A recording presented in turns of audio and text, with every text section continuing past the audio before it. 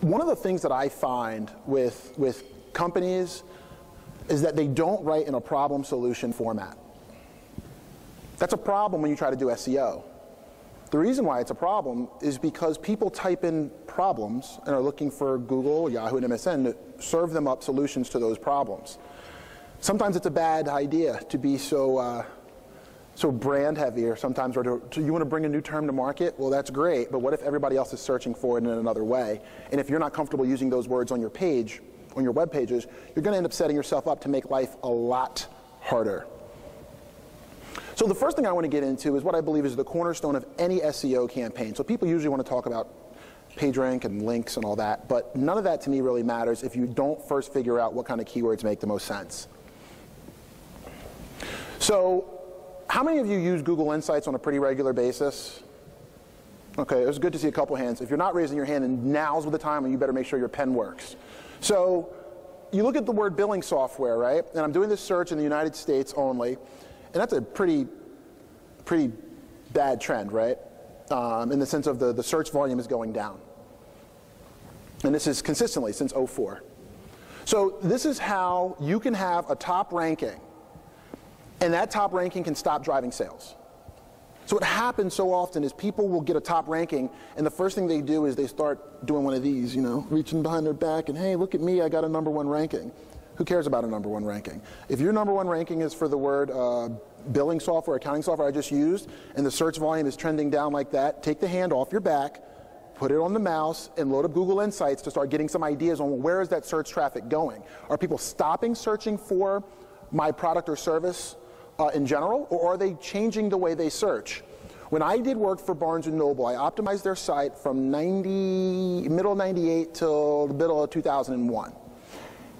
We got them #2 on Excite for the word shopping, right? Now think about that. The word shopping in '98, huge. Why? Because you didn't know where to go shop online. Now a word like shopping would be horrific for somebody to rank well for because it's way too generic. We don't know what that person is looking for, right? So this is what happens when the search traffic for a term starts to trend down. It's because as people get more advanced in how they search, they're searching obviously more long tail, they're searching other types of words, and if you still have your hand firmly planted on your back because you got a #1 ranking for a term, you're going to be missing out on the trends that are rising. Another quick thing, and this is maybe to get in the search mindset, I always say you got to start training your eye to look through things in a different lens. So when I looked at that first chart, not only did I see the downward trend, which all of us saw, the thing that I'm wondering if any of you saw is, do you see this little uptick around January, Q1 every year? Consistency, right? Even though the overall trend is going down, you basically can put dollars to it that come January for the word billing software, there's a lot more interest, right? Did I see a hand yet? No, okay. Raise them, because I'll answer the questions if I can. So here's another thing about Google Insights. How many of you that use Google Insights are consistent looking at the top searches and rising searches? If you are not, this is how, at least in our business, you can take advantage of hot trends while other people still have their hand on their back congratulating themselves about the rankings that they've gotten. We're looking into rising searches. So this is going to start telling me what words are getting hot automatically. Great. This is free. Nobody pays for it. It's free. Why would you not go do this? I don't know. All right. Two other things that you guys should see when you put this up is I took the word CRM, dropped it in. Yeah, stuff comes back. So what? See the little new plus Google there?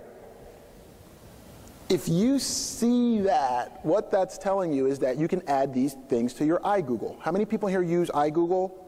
Anybody? You might want to start using it today if you don't. Basically, every time you load Google, if you're logged in, iGoogle will show you all the things getting hot in your industry. How many times a day do you use Google? Average. 10, 15, 20, 30, right?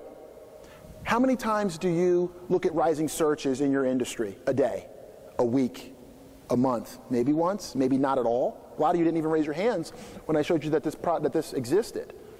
So wouldn't it be great? You have to put yourself in a position to be able to take advantage of all the data that's going through and the valuable data that's going through. So all you do, you just subscribe to them in your iGoogle. And now every time you log in, it's going to tell you what's getting hot in your industry. Every time you search Google, you're going to see this if you're logged in, if you're using iGoogle.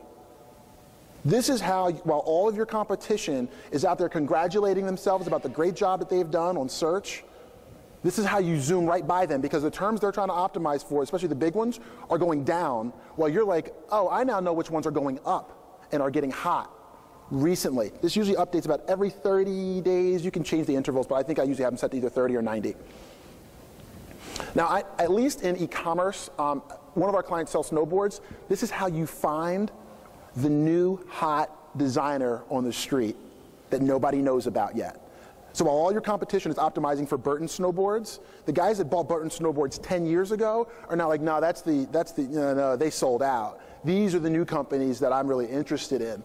If you're not following a trend like this, how are you going to know that's happening in your industry? How do you guys know?